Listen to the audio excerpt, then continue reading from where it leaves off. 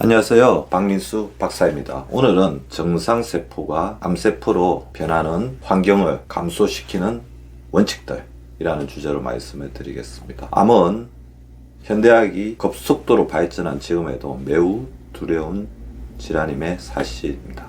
근데 제가 항상 말씀드리죠. 중대 질병 중에서 어느 날 갑자기 온 질병은 절대로 없다는 것입니다. 우리가 굉장히 두려워하면서 골든타임 내에 병원에 도착해야 치명적 불증을 줄일 수 있다고 이야기하는 뇌졸중이나 심근경색도 알고 보면 짧게는 10년, 길게는 수십 년 전부터 시작된 혈관의 노화로 인해서 혈액순환이 막히고 혈관이 좁아지고 긴 과정을 통해서 생기는 질환입니다. 따라서 중대질환은 동전의 양면처럼 어느 날 갑자기 뒤집으면 정상이었다가 질병이 되는 것이 아니라 제가 계속해서 말씀드리는 연속성, 즉 완전 건강과 완전 질병의 연속 스펙트럼 중에서 점점점 나빠지다가 어느 순간에 임계점을 넘게 되면 중대질환으로 발현되는 것입니다. 암세포의 발현도 마찬가지입니다. 암세포는 끊임없이 면역세포와의 경쟁 속에서 자신의 세력을 늘려가게 되는데요. 우리가 일상생활 속에서 암세포가 자라날 수 있는 암세포에 유리한 환경을 줄이는 노력을 하고 그 시스템을 갖춘다면 암세포에 걸릴 확률을 압도적으로 낮출 수 있다는 것입니다. 제가 몇 가지 도표와 그림을 보면서 정상세포가 암세포로 변하는 내 외부적 환경을 줄이는 원칙에 대해서 말씀을 드리겠습니다. 암세포는 정상적인 세포와는 조금 다른 경로를 가지는데요. 암세포의 특이한 대사를 바르브루크 효과라고 합니다. 암세포는 면역세포의 공격, 감지를 회피하고 빠르게 정식하기 위해서 정상적인 세포들이 산소를 이용해서 자신의 세포 대사를 하는 호기성 대사, 즉 산소를 좋아한다는 거죠. 호기성 대사 대신에 산소가 없는 환경을 이용해서 에너지 대사를 하는 현기성 대사를 하게 됩니다. 이것 자체가 두 가지 의미를 가지고 있어요. 암세포가 빠르게 정식하기 위해서는 산소를 이용할 틈이 없다는 거죠. 두 번째, 현기성 대사를 하게 되면 포도당만을 분해해서, 즉 해당 반응을 거쳐서 피루부산으로 가서 젖산을 만들게 되는데, 이때 만들어내는 젖산은 암세포 주변을 둘러싸서 면역세포로부터 암세포를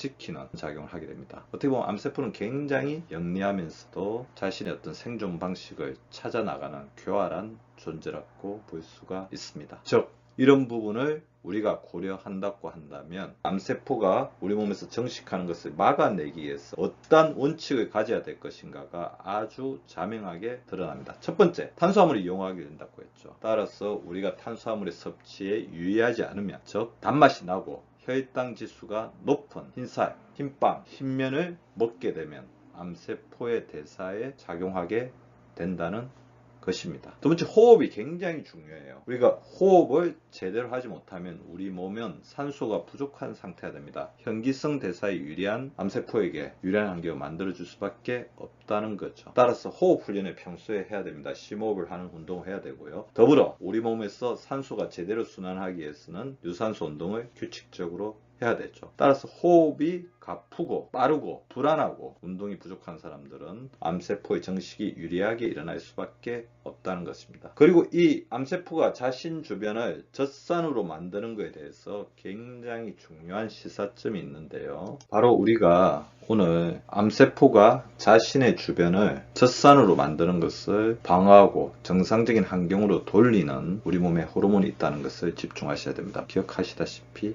멜라토닌 호르몬입니다. 멜라토닌 호르몬은 뇌세포를 재생시키고 치매를 예방하는 활동을 하기도 하지만 트립토판에서 세로토닌이 만들어지고 세로토닌에서 멜라토닌으로 전환된 멜라토닌은 세포 주변의 산성 환경을 정상적인 환경으로 돌리는 작동을 해서 면역세포들이 정상적으로 우리 몸의 돌연변이 세포에 접근할 수 있도록 환경을 정화시키는 작용을 하게 됩니다.